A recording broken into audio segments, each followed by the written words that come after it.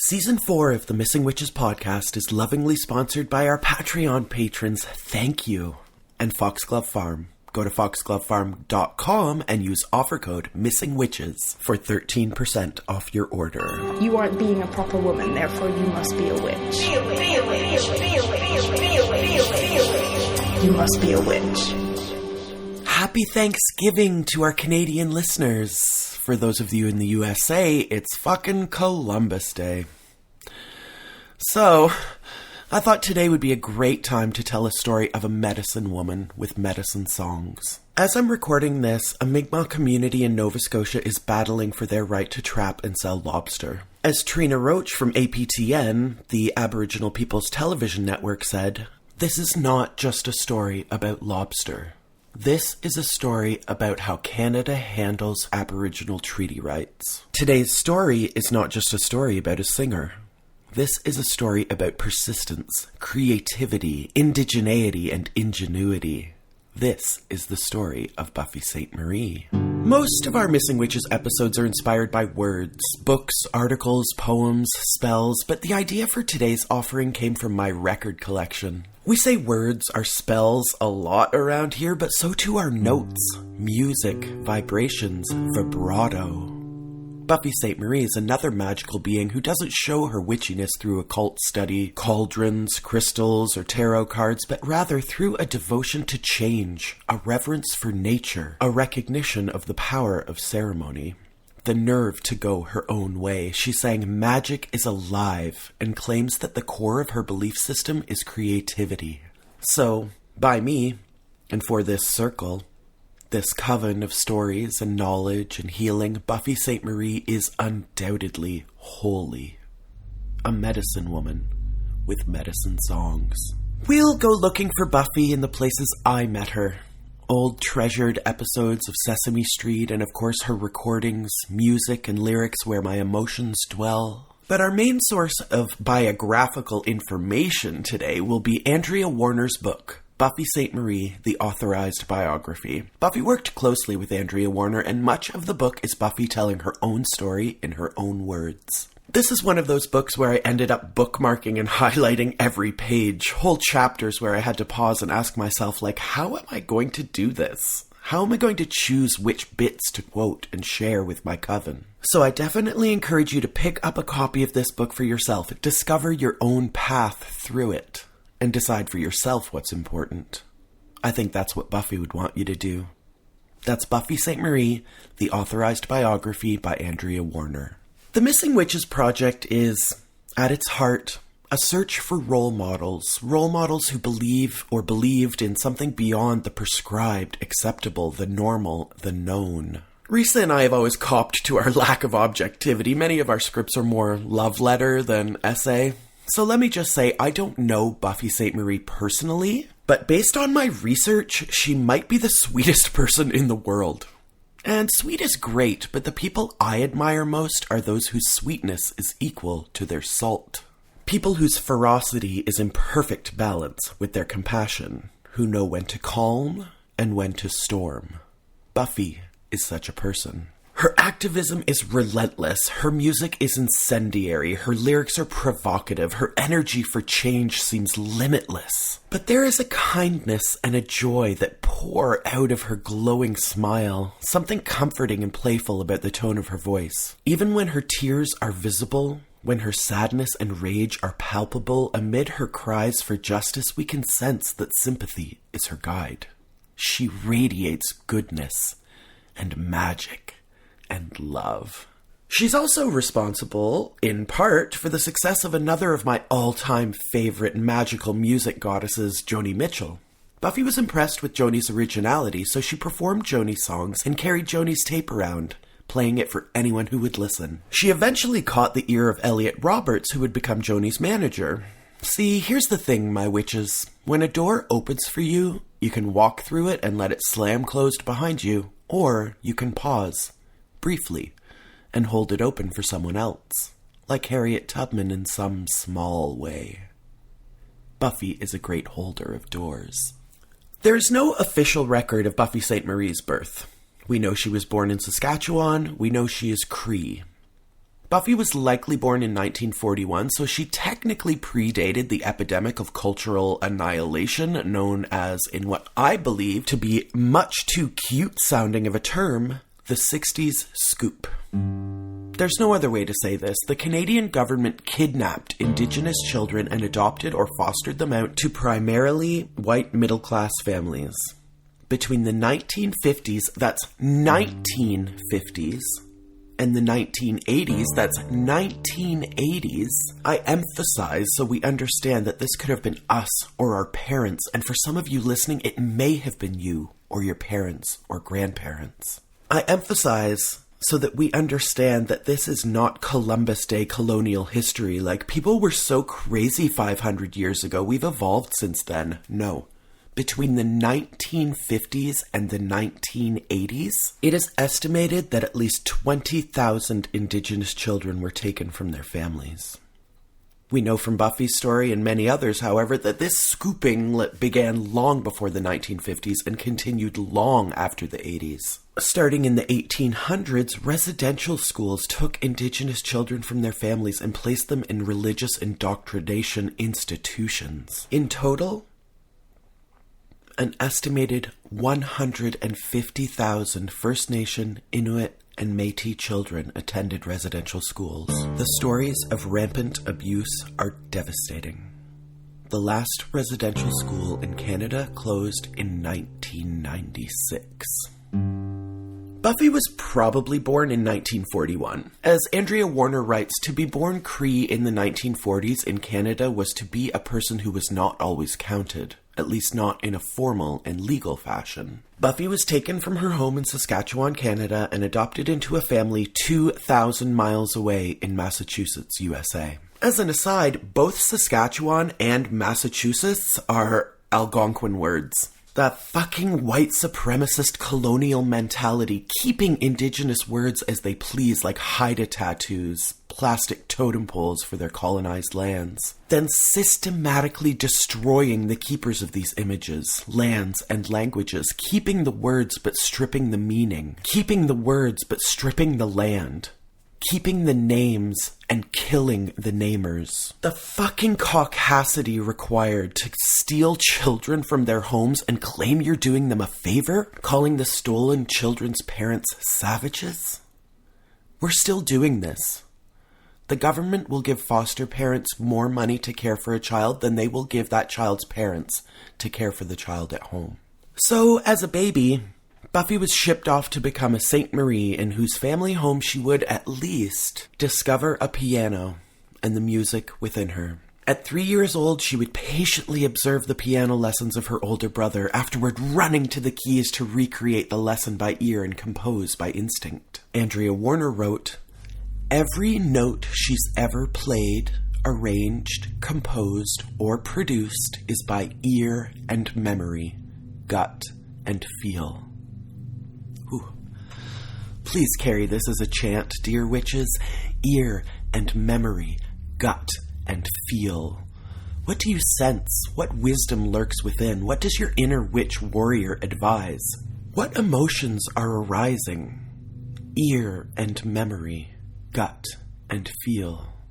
Ear and memory, gut and feel. Buffy grew up in what she now laughingly calls Javex USA, bleach white. And in keeping with that waspy stereotype of stuffy avoidance, Buffy never really got a solid answer on who she was or where she came from. She was variously told that she was abandoned, adopted, or that Mrs. Sainte Marie was part Micmac and her biological mother, or that maybe Mr. Sainte Marie wasn't Buffy's father, wink wink after all, and she never knew exactly what to believe. Now, a warning. Hold steady your heart lest it be shattered. Buffy also grew up being physically and then sexually abused by her older brother, and then by an adult man, a friend of the family. She took refuge in music and nature. Y'all know I don't like to quantify trauma, but I think it's safe to say that my childhood was a lot easier than Buffy's.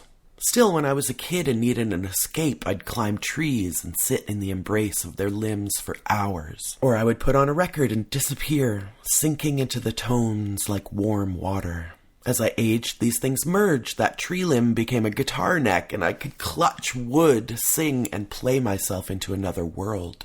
Music and nature. When I interviewed Big Sissy, Athena Holmes, they said the same thing. How many of us have been saved by music and nature? Music and nature, we thank you.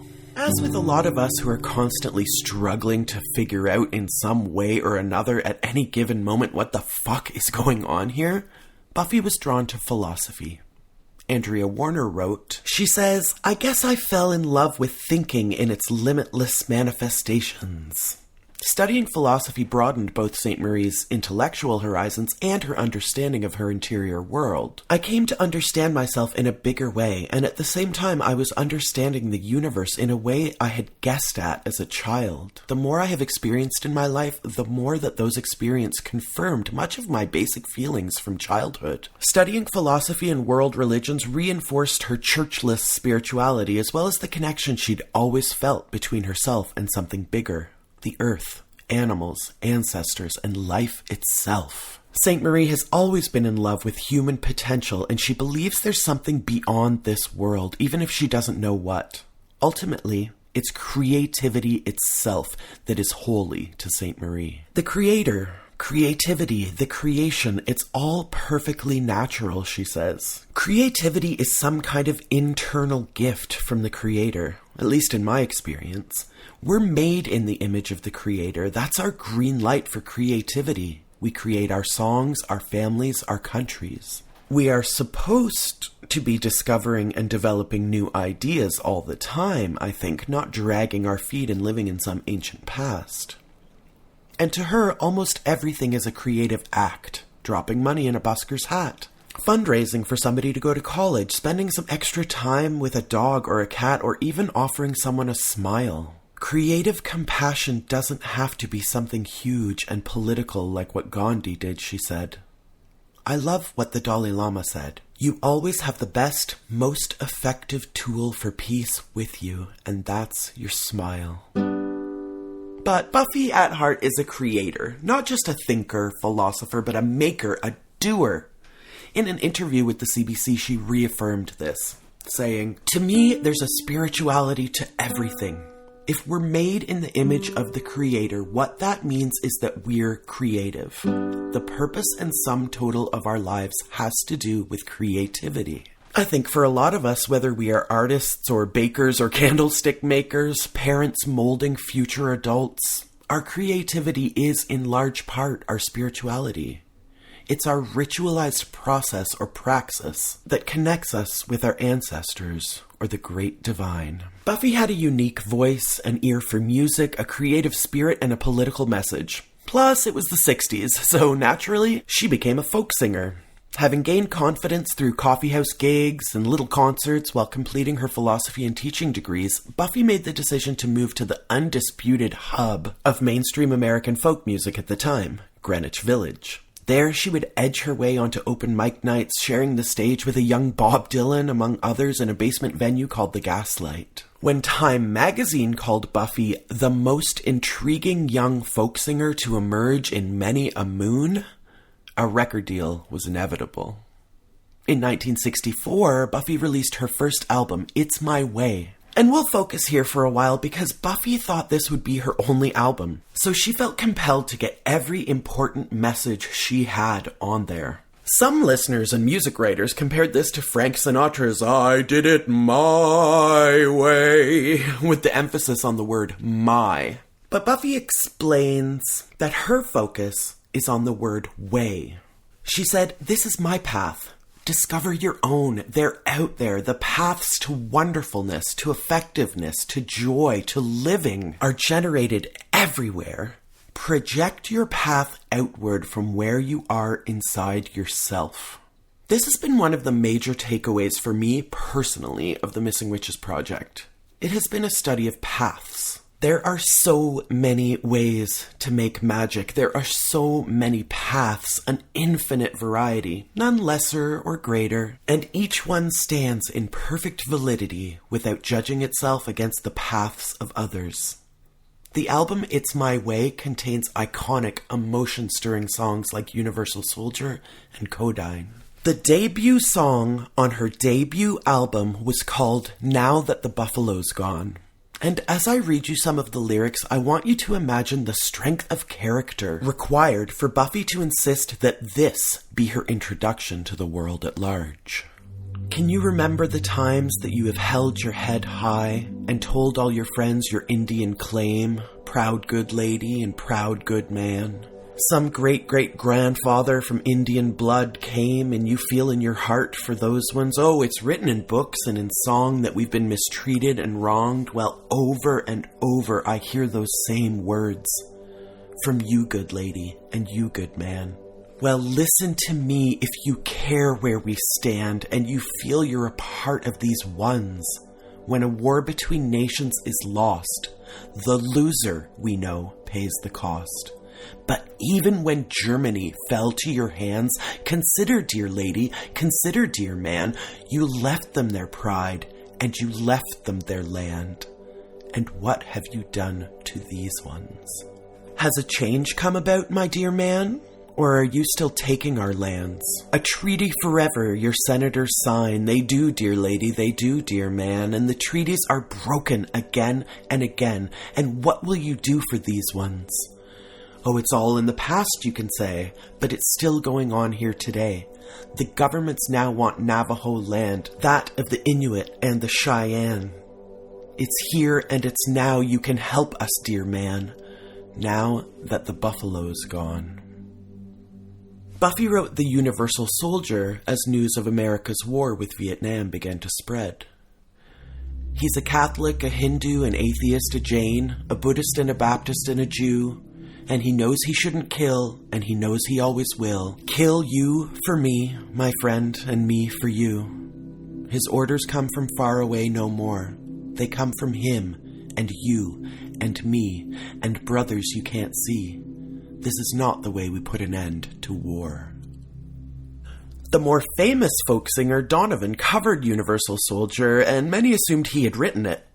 Universal Soldier was also covered by the Highwaymen, who, in a case of the cocktail napkin contract fuckery that the music industry is known for, ended up owning the publishing rights to the song. According to Andrea Warner, it took Buffy 10 years and $25,000 to buy back the rights to her song. Some websites still show Donovan as the songwriter. So here is Buffy trying to take back something that was stolen from her by white men, and I can't help but tie this real quick to the notion of land back. So what does land back mean? Let's ask Cree community organizer Ronald Gamblin, who wrote, "While these words seem straightforward enough, this phrase encompasses a complicated and intergenerational web of ideas and movements. When I hear Indigenous youth and land protectors chant, 'Land back' at a rally, I know it can mean the literal restoration of land ownership. When grandmothers and knowledge keepers say it, I tend to think it means more the stewardship and protection of Mother Earth. When Indigenous political leaders say it, it often means a comprehensive land claim and self-governing agreements. No matter what meaning is attached, we as Indigenous nations have an urge to reconnect with our land in meaningful ways." If, as a non-Indigenous person, this idea scares that deep-seated colonial part of you, let me lovingly reassure you that no one is coming for your granddaddy's farm. Almost 90% of Canada is Crown land. Now, Crown land is the term used to describe land owned by the federal or provincial governments. Authority for control of these public lands rests with the Crown, hence their name.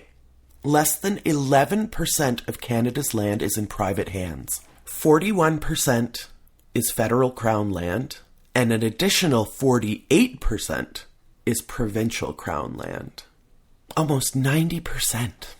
And we have to wonder, could handing the stewardship of this expanse back to the Indigenous people of Canada help to save the world? I think so. Land back. It's My Way, track 5, Codyne, is a go-to cover for me when I'm feeling desolate.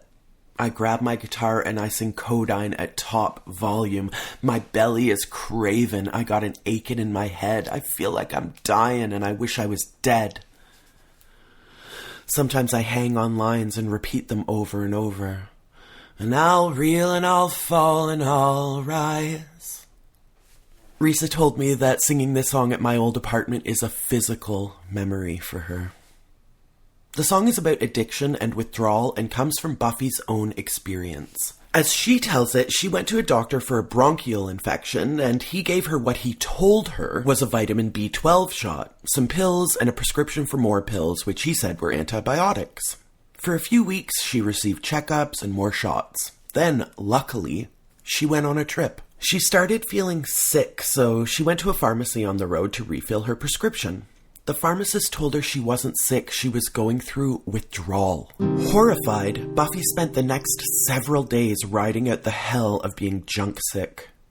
Writing Codyne helped her process, but the experience still haunted her. Years later, she heard a story and it all made sense. That same doctor had been sent to jail for turning young, vulnerable women into prostitutes by lying to them and intentionally addicting them to drugs. Buffy may have escaped this doctor's plan, but encountering violence all her life, she did not escape the statistics. She did, however, survive.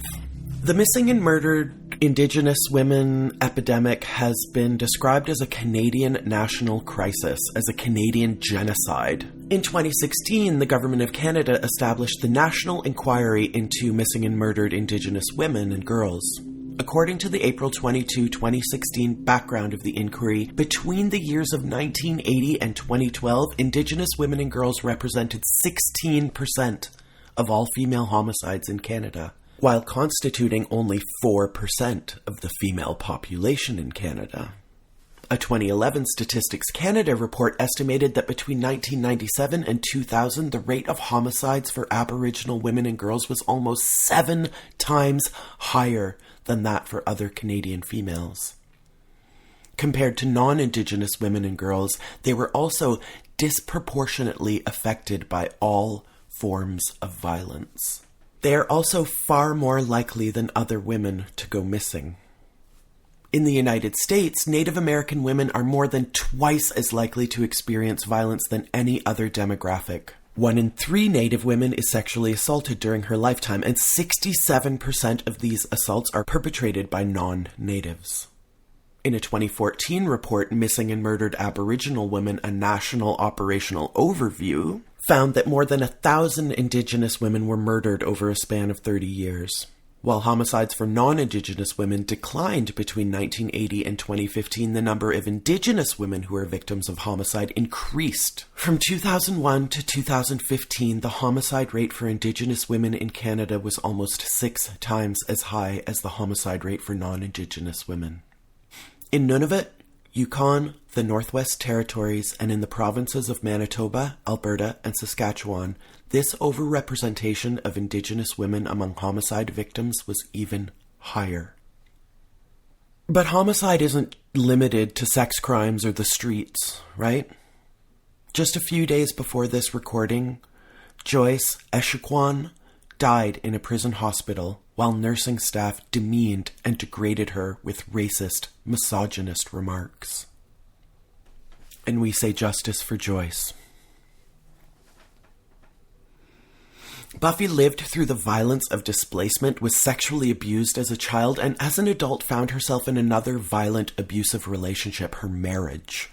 This is the power of systemic and personal abuse. If it can convince a person of miraculous will like Buffy, even momentarily, she did leave him, that violence is what she deserves, imagine what it does to us mere mortals. Predators are drawn to the vulnerable.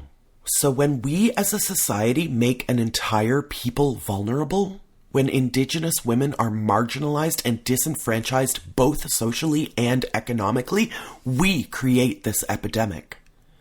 Emotional vulnerability is powerful. Systemic vulnerability is powerlessness. In 1966, Buffy sang, "My country, 'tis of thy people you're dying." Now that the long houses breed superstition, you force us to send our children away to your schools where they're taught to despise their traditions, forbid them their languages, then further say that American history really began when Columbus set sail out of Europe, and stress that the nations of leeches who conquered his land were the biggest and bravest and boldest and best. And yet, where in your history books is the tale of the genocide basic to this country's birth? Of the preachers who lied, how the Bill of Rights failed. My country, 'tis of thy people you're dying. Buffy has put out 21 records, so I won't dig into all of them here, but I do want to stop in 1969 to drop the needle on Illuminations. This record blew my fucking mind when I first heard it, and indeed, as Andrea Warner points out, Illuminations is referenced as a precursor to gothic rock, and it also sparked Sainte Marie's friend, punk rock fashion icon Jimmy Webb, to later refer to her as one of the pre-punk punks. Genesis' Steve Hackett frequently cites Illuminations as a source of inspiration for the band's sound. That's Genesis. Whew. I've always contended that Leonard Cohen was a much better poet than a singer, and his lyrics are almost always better off in the hands of other vocalists, but nowhere is this more clear than the first track of this record. When Buffy sings, "God is alive, magic is afoot, God is afoot, magic is alive, alive is afoot, magic never dies." Lyrics taken from Leonard Cohen's novel Beautiful Losers, amid her strange synths that sound like condensation dripping in a cave. Buffy's voice seems supernatural. For those of you who follow us on Instagram and saw my series of bread baking stories, you know that this song is soundtracked for some of my most magical tasks. In a world where only a few years earlier, Bob Dylan had shocked the world by playing, gasp, an electric guitar, Buffy Sainte Marie was making ahead of its time experimental goth punk with computers. In fact, her 1992 album Coincidence and Likely Stories holds the distinction of being the first major label record to be made over the internet. Buffy and her producer used the then new technology of MIDI files and the internet to send bits of music back and forth to create the album. Starwalker from her 1976 album Sweet America is considered the first powwow-style rock song. Buffy pulls equally from the latest technology to the most ancient traditions to create her art, carving and discovering her own path along the way. And now, a word from our sponsor. You all remember Foxglove Farm from our last season. We are so stoked to be working with Sammy again and with Foxglove Farm. Yeah, this incredible witch in her kitchen makes just such beautiful product and like inspiring things that I've actually used all the time that really touch my life. I use the So Moted tea all the time, and I use the calming one too, the anxiety. They're beautiful. They're perfect for my workings at home. And she's just a pleasure and delight. So we really are excited to work with her again and excited for you guys to get an opportunity to discover her witchy boxes. Right. These subscription boxes, it's like a combination of things you can keep. Like my box had like a little incense plate in it and, artwork, stuff like that. But also things you can consume like soap and tea. Foxglove works with witchy artisans and puts their stuff into the boxes. It's all ethically sourced. We like it. We love her. We hope you check it out and make use of that sweet, sweet listener offer code, Missy Witches, for 13% off your order. The theme of chosen paths is also evident in Buffy's delightful performance of different people, different ways on Sesame Street. Buffy was a reoccurring character on Sesame Street for 5 years, starting in 1975, and I can't think of a better symbol for Buffy's combination of radical ideas and kind-heartedness than the Sesame Street of the 70s and 80s. I am begging you to take some time to fall down the YouTube rabbit hole of searching Buffy Sainte Marie Sesame Street. Share it with your children, pets, or friends. From the Sesame Street Workshop website. In 1969, Sesame Street Workshop started with a single bold question. Could television be used to educate kids? Against the backdrop of the civil rights movement and the war on poverty, Sesame Street founders Joan Gons Cooney and Lloyd Morissette had a simple but revolutionary idea. Television could help prepare disadvantaged children for school. They tapped educational advisors, researchers, television producers, artists, and other visionaries to create what would become the longest-running children's show in American television history. So Buffy was the first Indigenous person to make regular appearances on Sesame Street. But first she had to ask, as was her way, it's my way, have you done any Native American programming? Andrea Warner writes, they hadn't, but they called her back with a new offer to include her as a writer and a contributor and appear as a semi-regular cast member. She knew it would be a good opportunity to reach millions of young children and their parents with the same message she had been bringing to her concert audiences for years. Indians exist. I also think it's quite lovely that, other than Big Bird, Buffy was the only one who could see Snuffleupagus. And so it was that this team, and Buffy too, Buffy would make appearances on Sesame Street from 75 to 81, would attempt to balance the scales of justice in education by providing early childhood education for parents who couldn't afford it. And not just ABC 1, 2, 3, but real abstract concepts and the promotion of an emotional maturity that some adults still struggle to grasp. In one episode, Big Bird has made a drawing, but everyone is too busy paying attention to Buffy's new baby, played by her real son, Dakota. So, in an angry, jealous huff, Big Bird locks his nest door, posting a sign for his former friends to keep out. Eventually, Buffy is allowed to come in, and Big Bird describes his contention that Buffy only loves the baby now. Buffy patiently replies, you can love lots of people. You just love each person in his own way. She explains in song, I love him 'cause he's tiny and small. I love you 'cause you're yellow and tall.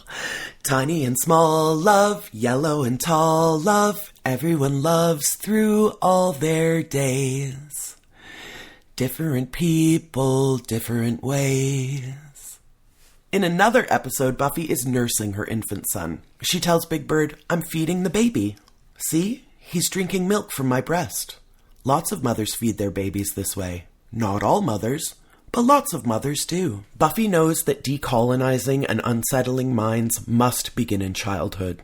Not just for a better world, but for the children's own protection. Andrea Warner wrote, Sainte Marie sees a connection between the sexual abuse in residential schools and her own sexual abuse as a child, in that both are a function of the good old boy colonial blueprint that hasn't changed much since biblical times. The priests, the ministers, the nuns, and the Indian agents were all sexually repressed people, and like soldiers, they were raised, trained, and expected to be servants of a feudal hierarchy, familiar with torture, humiliation, misogyny, and coercion. Sainte Marie says, today, a lot of the descendants of this system are okay with it. They're trying to normalize the abnormal, and they believe that rape is universal human nature, but it's not. Like war, it's just greedy men's dreams. Rape is a choice, a cultural aberration of certain societies, including historical Europe, where rape was a reward for the king's sexually repressed soldiers and misogyny and child abuse were no big deal and nobody's business. In Sainte Marie's view, it leads all the way back through Europe's sick history of bad leadership, mandated by the doctrine of discovery. The big racket as it pertains to children is much bigger than racism, Sainte Marie says. Ever read Charles Dickens? Europeans exploited their own children and oppressed their own neighbors before they even got to us. The slave trade and the king's military were both implicated in the template for how indigenous children all over the world were treated by Europeans. Little children who were kidnapped from a natural life and sent to live in residential schools without family or community were certainly not a match for such a system. Beyond the established European market for indigenous child slaves, European literature is full of evidence that suggests bullying and abuse of little kids in their own homes were common, obvious, and no big deal. And of course, I was one more of the little kids that kind of men did it to, even without a residential school. And nobody even noticed. She remembers the trauma only too well. It's incredibly disempowering to be the slave of an adult, and to have to do things that are described as being shameful, Sainte Marie says. You're threatened throughout your whole childhood by people who outweigh you, so you're always under stress, always being bullied, having to do even more. The threat of being exposed, I'll tell all your friends, is just awful, she says. Awful. Talking about the abuse she experienced as a child is still a work in progress for Sainte Marie. In the 1980s, she participated in a support group for adult survivors of child abuse. This kind of thing never leaves you. It's always in the back of your mind. I mean, your lack of identity, not knowing who you are, or what the rules are, or whether it's fair for people to mistreat you in this big bad world where men rule everything, and older rules younger, and more powerful rules less powerful, and white rules indigenous, when you're just trying to find a safe place to fit in unnoticed. The support group consisted of 5 women who met once a week to talk about their lives and what happened to them. After a few weeks, the person running the group asked the women to take part in a healing exercise. Buffy said she wanted each of us to envision ourselves as that poor, abused kid from way back when, which was very easy for me to do, and she wanted us to go over to that poor kid and tell her, "I'm going to take care of you now." I encourage you all to tell your inner child, "I'm going to take care of you now." Now, here's the near inevitable part of almost every episode of the Missing Witches podcast, where we invoke the beloved witch Ipsita Roy Chakraverty with her quote, "Every strong woman is a witch and is hunted." So if you're wondering why you've maybe never heard of Buffy before, or why she wasn't invited to perform at Woodstock, or why she's not as famous as those whose careers she'd helped to inspire, like Bob Dylan or Joni, the answer is threefold, at least. 1. Buffy's just not a fame monster.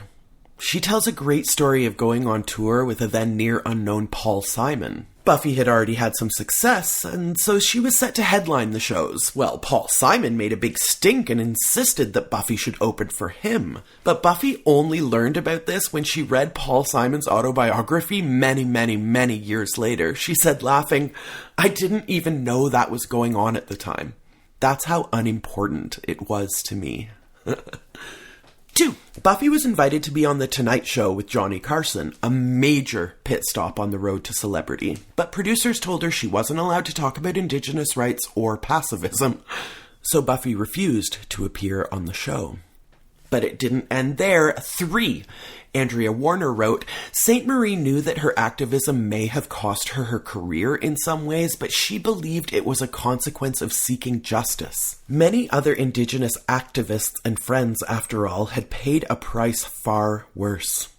But in the late 80s, a bombshell of a story dropped into Sainte Marie's lap. She was being interviewed on the radio when the interviewer apologized for having participated in a campaign to suppress her music in the 60s and 70s. Sainte Marie said in a 2008 interview at the National Museum of the American Indian that she had been blacklisted by American radio stations and that she, along with Native Americans and other Indigenous people in the Red Power movements, were put out of business in the 70s. In a 1999 interview, Sainte Marie said, I found out 10 years later in the 80s that President Lyndon Johnson had been writing letters on White House stationery praising radio stations for suppressing my music. She said, in the 70s, not only was the protest movement put out of business, but the Native American movement was attacked. As a result of this blacklisting led by, among others, Presidents Lyndon Johnson and Richard Nixon, FBI Director J. Edgar Hoover, and Nashville disc jockey Ralph Emery,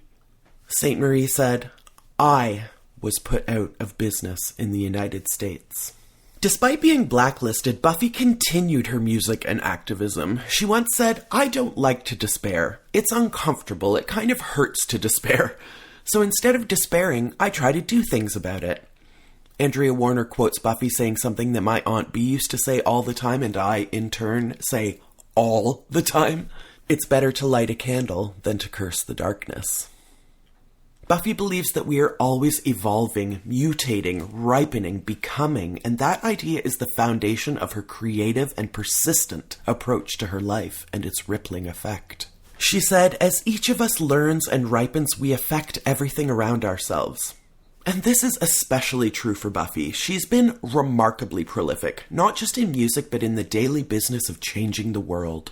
Among her hundreds of achievements, in the 90s, she spearheaded the Cradleboard Teaching Project, which was her attempt to indigenize history, schools, and learning environments. Warner writes, if she could indigenize the standard curriculum, both through providing factually correct information about contemporary Indigenous people, as well as exploring science, technology, and other core subjects through Indigenous lenses, she could reach new kids all the time and open their eyes to other options. Buffy currently lives on a farm in Hawaii, but even approaching her 80th year, continues to raise money and awareness, even during quarantines by doing frequent live streams. Most recently, Buffy wrote a song/book called Hey Little Rockabye, a lullaby for pet adoption, with part of the proceeds going to Humane Canada, Canada's Federation of SPCAs and Humane Societies. Hey, hey, little rockabye. Hey, hey, little darling. Hey, hey, little rockabye. You got somebody loves you. 2020 has been a struggle at best. Many of us are stuck in our homes or trapped in a world we didn't design. But Buffy encourages you to be fruitful. She said, when there's nothing to do, that bothers some people. But I just start doing artsy things. I'll play with words, or I'll play with music, or I'll start rearranging things in my mind, recolorizing things, turning things upside down or inside out. Instead of getting bored, I have fun. And we at Missing Witches encourage you to do the same. When it seems like there's nothing to do, look harder. Start rearranging things, or just have fun and play. Discover a path. Discover your path by ear and memory, gut and feel, ear and memory, gut and feel. We are the universal soldiers, and the war continues to be fought. Be you a warrior on the front lines or a spreader of medicine songs, the resistance and reformation needs your help. Decolonizing or unsettling is hard work, but don't worry. You got somebody loves you, and it's you, and me, and Buffy Sainte Marie. Magic is afoot. Magic is alive. The paths to wonderfulness, to effectiveness, to joy, to living are generated everywhere. Buffy said, I have two main prayers. One is thanks, and the other is wow. Wow. You must be a witch. This episode of the Missing Witches podcast was written and performed by Amy Torek. Music and editing by Amy Torek. Thanks again to our sponsor, Foxglove Farm. Don't forget to use our listener offer code MissingWitches for 13% off your order. Or make a contribution to their wildlife rescue, Out of the Woods. Find your witchy wellness at Foxglove Farm, that's farm like pharmacy with a PH.com. You can also support Missing Witches on Patreon at patreon.com/missingwitches, and coming soon, Missing Witches merch on TeePublic. And please, if you haven't already, consider pre-ordering our upcoming book, Missing Witches by Risa Dickens and Amy Torek, published by North Atlantic Books.